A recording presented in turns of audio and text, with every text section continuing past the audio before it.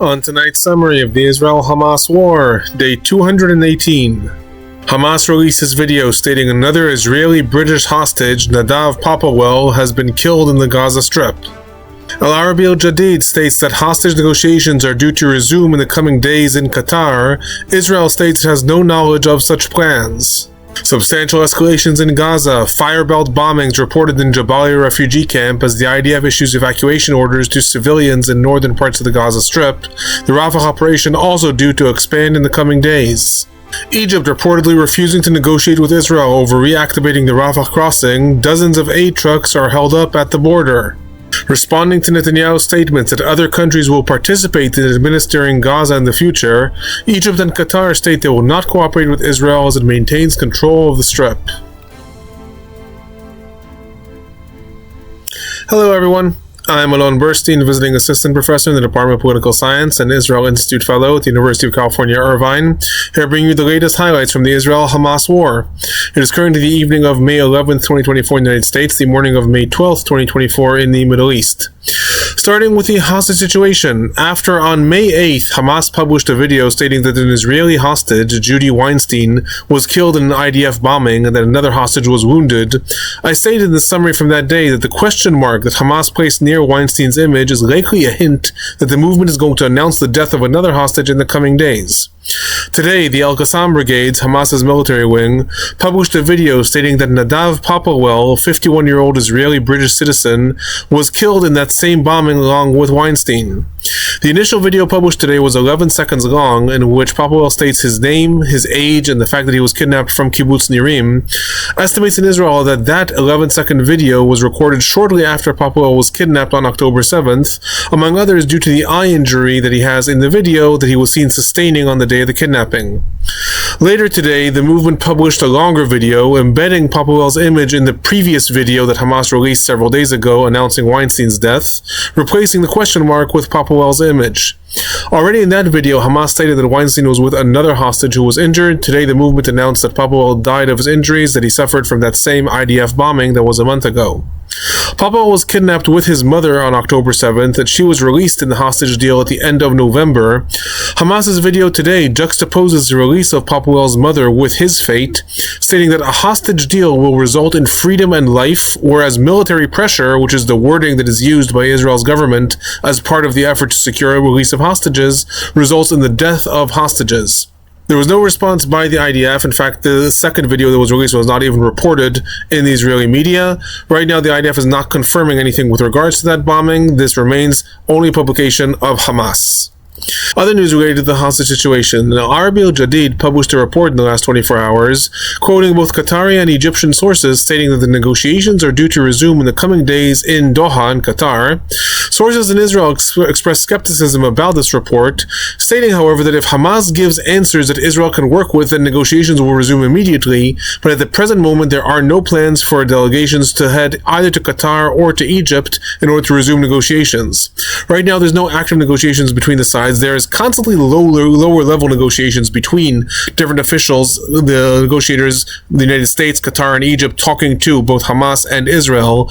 It is possible that Qatar knows that Hamas is going to try to propose a different answer, maybe to jumpstart the negotiations in the coming days. Right now, that was published and relatively denied by Israel. Moving on to the Gaza Strip, there were continuous escalations in the firing of rockets and mortars for the last several days, also in the last 24 hours.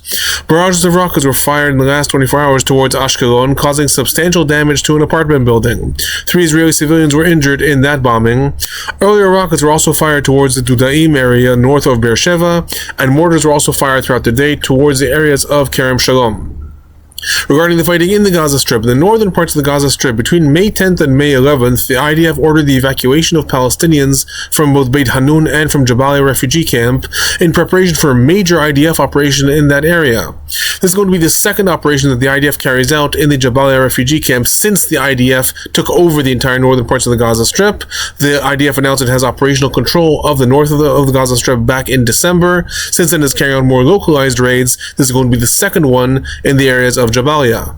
The The leaflets dropped in the area order the evacuation of a series of neighborhoods, including El Salem, El Nur, Tel El Zatar, Beit Lahia, Jabalia refugee camp, and 6 more regions, stating in the leaflet, and I quote, "Hamas is trying to rebuild its strength in the area, and thus the IDF is going to strike forcefully against terror forces in the region." According to reports, between 100,000 and 150,000 Palestinians remain in the areas in question that are now destined to be evacuated. They have been ordered to evacuate to areas in the western part of Gaza City. These areas that are currently in question are more in the eastern side. Throughout the day, major bombings were reported in the northern parts of the Gaza Strip, and specifically in these areas in Jabalia as well, including repeated series of firebelt bombings that have not been reported in the area in almost 6 months. According to some reports, these are the most intensive bombings that have been in the region since the first months of the war, and different Palestinian civilians were saying that it's the sounds that are being heard in the area are very reminiscent of the way it was 6 months ago. In addition to this, in the northern parts of the Strip, there's ongoing intensive fighting in the Zaytun area. That is the third time that the IDF is carrying out an operation in Zaytun. Substantial gun battles were reported throughout the entire region. Weapons caches were reportedly located by the IDF, and different airstrikes were also carried out in the area, including assassinating a Palestinian Islamic Jihad operative who, according to the IDF, participated in the October 7th attack. Moving on to the southern parts of the Gaza Strip, there's ongoing substantial fighting in the southeastern parts of Rafah, where the IDF has invaded in the last several days. Bombing raids were also reported throughout the entire region. In addition, amidst the tensions with the United States regarding the IDF carrying out a full-scale invasion into Rafah, in the last 24 hours, the IDF has been indicating its intentions of expanding the Rafah operation. On May 11th, the IDF issued evacuation orders to Palestinian civilians in more western neighborhoods from where the IDF is currently operating. These are some of the pictures of leaflets being dropped ordering the evacuations. The areas in question include the Rafah refugee camp and the Ashavora refugee camp, as well as the areas of El Adari, El Janaina, and El Harbat al Adas. The civilians that have been instructed to evacuate the area are ordered to go to the El Mawasi refugee camp. This is in northern parts of the city, an area that is more adjacent to Han Yunis. Thousands of Palestinians were seen evacuating the area throughout the day. The IDF has reported in the last 24 hours that some 300,000 Palestinians have already evacuated the different regions of Rafah. The UN in turn has reported that over 150,000 Palestinians have evacuated the area. The IDF spokesperson also stated earlier in the day that the Rafah operation is limited and tactical, specifically aimed at avoiding densely populated areas. This is clearly part of the ongoing negotiations between Israel and the United States. The IDF is stating that it is not carrying out the full invasion into the heart of the city, but instead going incrementally in these, what it's calling tactical and limited phases, into the different neighborhoods in the outskirts of Rafah. As I stated, there's still ongoing ground fighting in the eastern parts of the city. However, bombings were reported throughout the day throughout the entire regions of Rafah. Other news related to the Gaza Strip, the EU put out a statement today that the evacuation of Palestinians from eastern Rafah is unacceptable to the EU, and France also put out statements saying that Israel must stop its military advances in Rafah since there are no more safe places to go in Gaza. The Washington Post also reported that as part of the United States' attempts to convince Israel not to carry out a full-scale invasion, at this point, the administration offered Israel substantial intelligence assistance in the Gaza Strip, as well as assistance in constructing humanitarian zones for the Rafah evacuation later on, all in exchange for Israel not carrying out a major invasion at this time. The report did not indicate if Israel has accepted this, and thus Israel is carrying out more what is called tactical and limited incursions, or if this was an attempt of the United States and Israel has not accepted it. That was not reported. Others related to the ongoing invasion of Rafah, the former IDF commander of the Gaza Brigade, General Gadi Shamni, stated in an event on Saturday that he is almost certain that the IDF's invasion of Rafah is motivated by political interests, citing ministers in Israel, specifically Bezalel Smotrich and Itamar Ben-Gvir, threatening to overthrow the government if the IDF is not ordered to advance into the city. He added that the protocols from the government meetings will have to be examined at some point, since, quote, there is no logic to how the Rafah story is being run. Again, Gadi Shamni is a retired IDF general who used to be in charge of the entire Gaza Brigade. Amidst this, on May 11th, there were again reports that there's severe disgruntlement within the IDF leadership with regards to the lack of political decision-making in Israel about the future governing of the Gaza Strip. The Israeli Ynet quoted senior IDF officials stating that Hamas will continue to rebuild unless an alternative administration is established in the Strip, specifically stating, and I quote, "Whether this is an extremely costly direct military government or a different body or an entire different apparatus, there is no magical solution. The most important thing is to decide, and a lack of decision is bringing us to the current reality." Again, this comes amidst the fact that the IDF has now stated that Hamas is rebuilding its forces both in Zaytun, in the northern parts of the Gaza Strip, as well as in Jabalia refugee camp and in Beit Hanun. The IDF is now carrying out the second and third incursions in the area after it already said that it had ousted Hamas from those regions, and clearly this is what the IDF is also fearing is going to happen in the areas of Rafah. Others related to the Gaza Strip, the Palestinian Health Ministry in the Gaza Strip reported that it has uncovered 80 bodies in 3 different grave sites around the Al-Shifa hospital in Gaza City. In the last several days, there have been several different allegations of mass graves that are being uncovered in the area. Until now, they have been reported by different agencies, not the Palestinian Health Ministry in the Gaza Strip.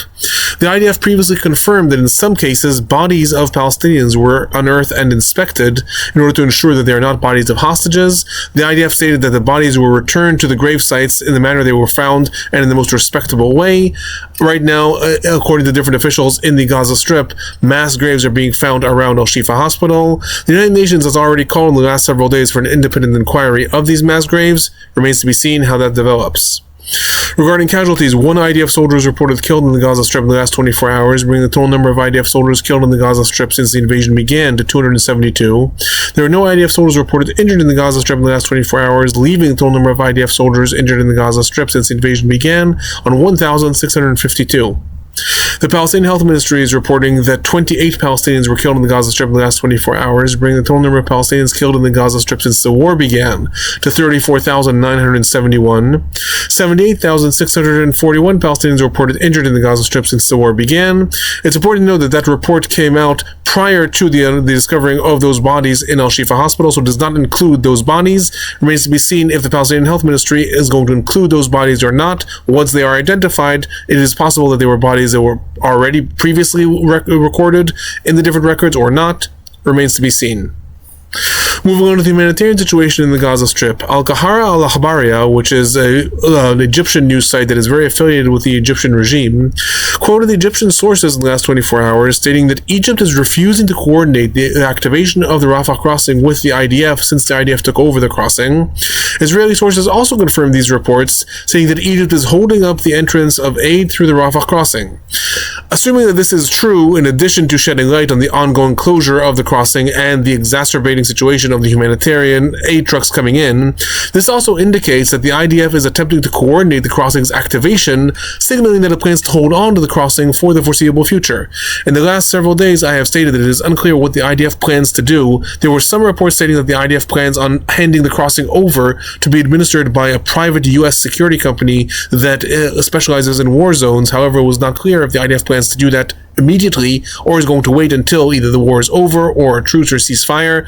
If the IDF is actually trying to coordinate with Egypt to reactivate the crossing while the IDF controls it, it means at least for the time being and probably until either the war is over or again there is some sort of ceasefire, the IDF plans on holding on to the crossing. Remains to be seen how this is negotiated with Egypt.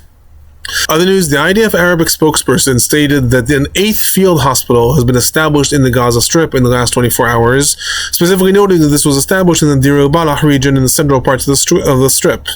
The report did not indicate if the IDF has established this field hospital itself or if it facilitated its establishment, i.e. if it allowed another country or another body to establish it. However, it did note that this is the 8th field hospital that the IDF has approved and has been established in the Gaza Strip.